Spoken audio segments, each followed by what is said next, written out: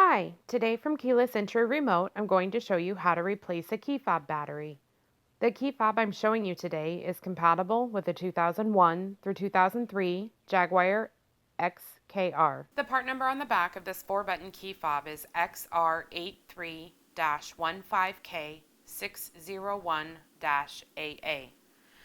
To open this key fob, all you will need is a screwdriver. Simply insert the screwdriver in the notch at the bottom of the key fob and twist. Once you have the key fob open, you'll see the battery is located here. You may want to use your screwdriver again to help pop that old battery out. The battery used in this key fob is a CR2032. Once you have the battery out, to replace it, simply snap the new battery back into place. With this key fob, it does go plus side down.